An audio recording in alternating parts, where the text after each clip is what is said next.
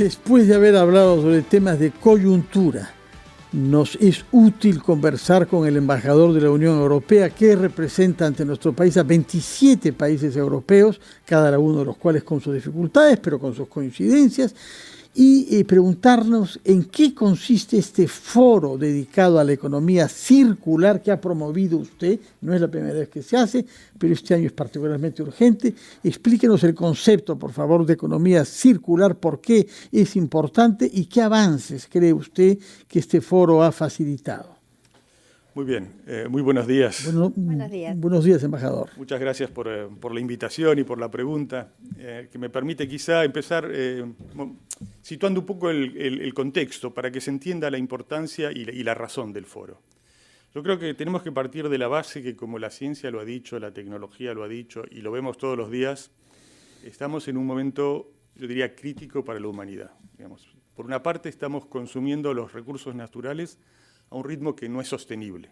Estamos consumiendo cada día más de lo que el planeta nos puede dar. Los estudios nos muestran que en el año 2050, si seguimos consumiendo este ritmo, necesitaríamos 3 planetas para poder seguir consumiendo de forma sostenible y evidentemente no tendremos 3 planetas. La ciencia nos dice también que el clima se está calentando rápidamente y que se está calentando por la acción humana. Entonces, estamos en una situación en la que el planeta no nos soporta más, tenemos que actuar. ¿Cómo podemos actuar? Una de las formas de actuar es haciendo un cambio del modelo de producción y en el modelo de consumo para ir de una economía lineal a una economía más circular. Es decir, una economía que aproveche y reuse mejor los recursos naturales para que podamos quedar dentro de los límites del planeta.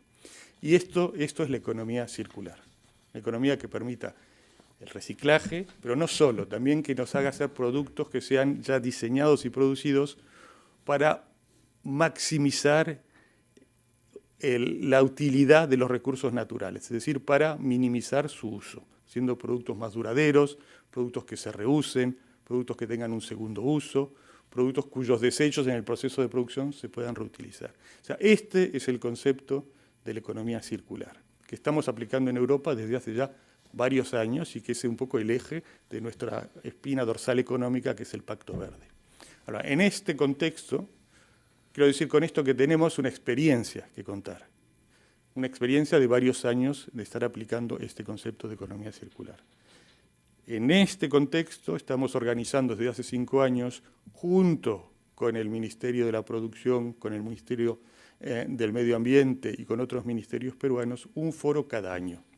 Este foro pone en contacto los expertos europeos con los expertos peruanos para, en la medida de lo posible, ayudar con la experiencia europea a Perú en esta transición, digamos, que tiene que hacer y que a lo mejor la experiencia europea puede ser útil. Y en base a esa experiencia, ¿cuáles son las industrias en Europa que lideran este cambio? Para ejemplificar, para graficar a nuestros oyentes. Todas. O sea, esto no es en una sola industria. Esto es un cambio que tiene que cubrir toda la sociedad y, de hecho, no solo las industrias. Porque esto es un cambio de formas de producción, pero también de consumo. Y es importantísimo asociar al sector privado, que evidentemente es el motor de la economía y quien va a hacer el cambio, pero también al sector público, que tiene que fijar un marco reglamentario apropiado, con las incitaciones necesarias a hacer esa transmisión, y la sociedad civil, porque al final también la gente tiene que cambiar sus pautas de consumo, sus conductas. Quisiera insistir en un ejemplo de este círculo virtuoso. Bueno, por ejemplo, en un producto, digamos, un teléfono. Lo podemos ya concebir de forma que sepamos estos elementos que hemos utilizado para producirlo, cómo los podemos reutilizar cuando la vida del teléfono haya dejado de ser útil. Podemos también pensar si necesariamente tenemos que cambiar el teléfono cada año o si podemos hacer un teléfono que dure un poquito más. Esos son ejemplos, pero de esta forma lo podemos poner a todo. Los residuos que normalmente tiramos sin seleccionar. Son una fuente de riqueza.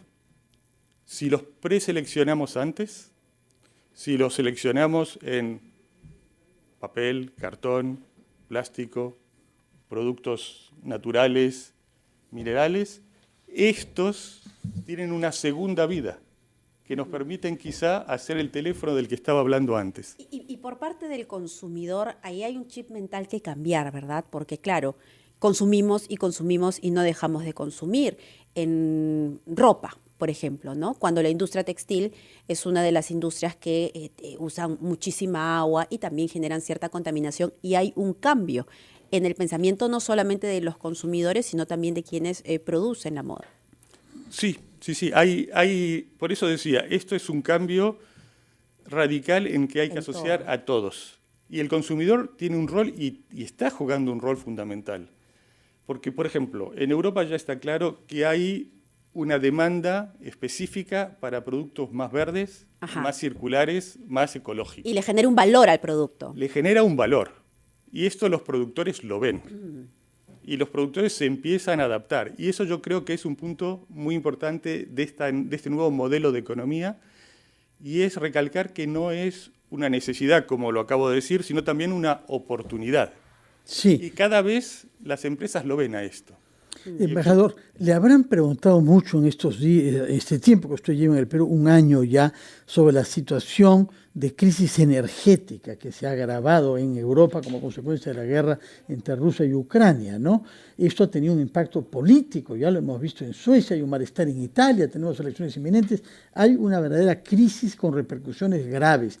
¿Cómo está reaccionando la Unión Europea y sus 27 países miembros para hacer frente a una situación que es de origen político, que es la relación con Rusia, pero que tiene un impacto enorme sobre las economías y la vida diaria de los europeos? Es efectivamente el caso, y además está vinculado con el tema de que estábamos hablando también. Ayer, en su discurso sobre el Estado de Unión, la presidenta de la Comisión, von der Leyen, propuso varias medidas para tratar de resolver la crisis energética generada por la invasión rusa a Ucrania. Estas medidas tienen dos objetivos principales. Primero, tratar de reducir el precio de electricidad que ha aumentado radicalmente en Europa a causa del aumento de los precios de la energía que decula de la guerra de Rusia a Ucrania.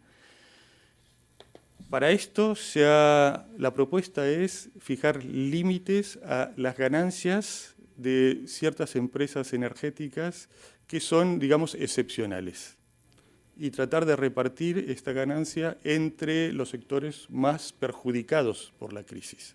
Se calcula que hay 140.000 millones de euros que podrían ser así redistribuidos. Esto es a corto plazo, pero a largo plazo es también una oportunidad, o a medio plazo, para hacer este giro hacia una economía más sostenible. Y en ese sentido hay medidas para reducir el consumo de combustibles fósiles, gas y petróleo, que también va a reducir. Programa vasto, ojalá que venga durante este año para darnos cuenta de cómo evolucionan y qué medidas se toman con esos objetivos. En todo caso, muchas gracias por estar acá y por haber venido a presentarnos el 5º Foro de Economía Circular que usted, como embajador de la Unión Europea, ha propiciado en nuestro país. Muchas gracias y muy buenos días y mucho éxito para su misión en el Perú. Es la hora, Mabel, ¿no? Y de darle la palabra a nuestro colega Mauricio Fernandini. ¿Cómo estás, Mauricio?